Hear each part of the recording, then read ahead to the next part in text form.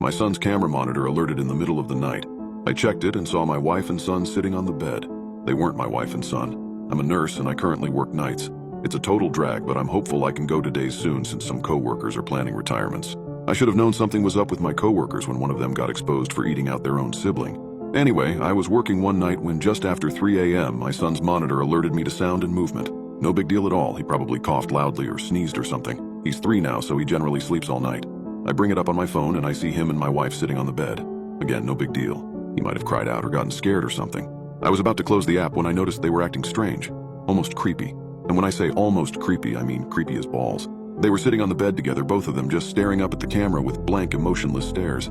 The night vision is black and white, so they had white, eerie-looking eyes. They didn't move at all aside from their visible breathing. They just sat there staring at the camera. I close the app and give my wife a call to make sure everything is okay.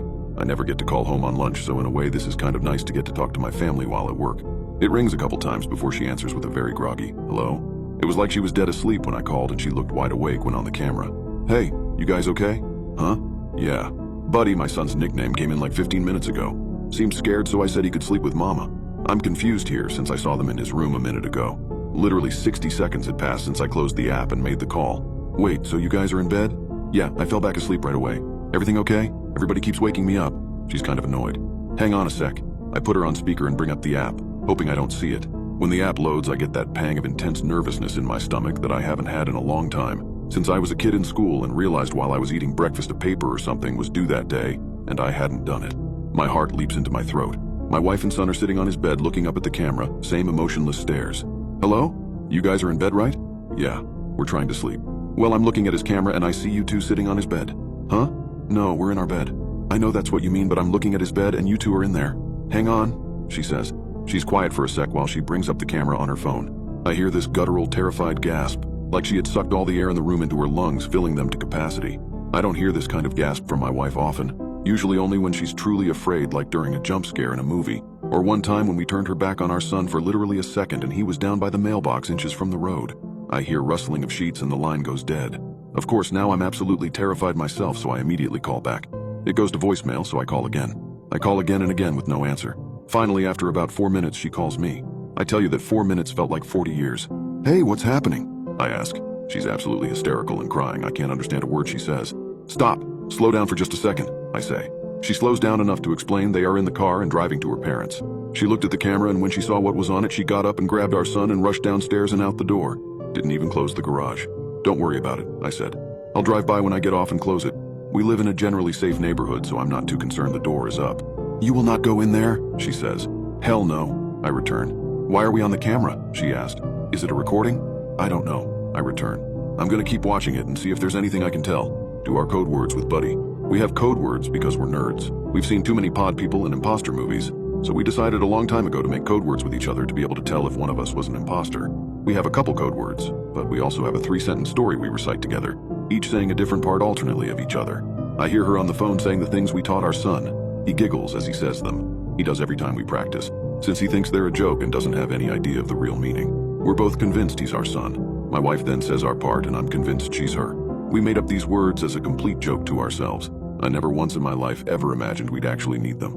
Unreal. She got to her parents safely and it was hard to hang up. I told her we'll figure it out in the morning, hopefully just a glitch. She said she didn't think it was a glitch. When she was running out, she had to run by our son's room and the door was open. There's a little flashing light on the back of the camera that indicates it's connected to the internet. It gives off just enough light that when she ran by, she thought she saw, out of the corner of her eye, a shadowy outline of what could have been an adult sitting on our son's bed. It sends chills down my spine to think about. Knowing they were safe and out of the house is the only thing that kept me at work that night. It was a long 4 hours, but I kept checking the camera every chance I got. Sure enough, they were still sitting on the bed staring up at the camera with emotionless gazes. I studied them to see if I could see any pattern, from their breathing to their blinking. Their breathing was steady and looked normal. It was their blinking that would tell me if this was just some kind of bizarre, time-looped freak accident video or not. I intently stare at my phone and count the seconds between each blink, telling myself if this is a loop, then their blinks should be even and occur at the same time each time. There was no pattern to their blinking. It was erratic and random, just as a person blinking should be. The passing hours are what finally sealed the deal that this was not a weird looped video of some kind. My son's window is visible on camera, and I can see on camera that it is getting lighter outside his room. His curtains keep out just enough light to prevent the camera from exiting night vision, but lets in just enough to be able to tell the sun is rising. I try to figure out what the hell I'm going to do before I leave work. Calling the police comes to mind, but I talk myself out of it. First of all, what am I supposed to say? Someone is in my house that looks like my wife but isn't? Worse yet, what if they are asterisk entities of some kind and the police do go over and it kills them or something? I decide to tell coworker about it.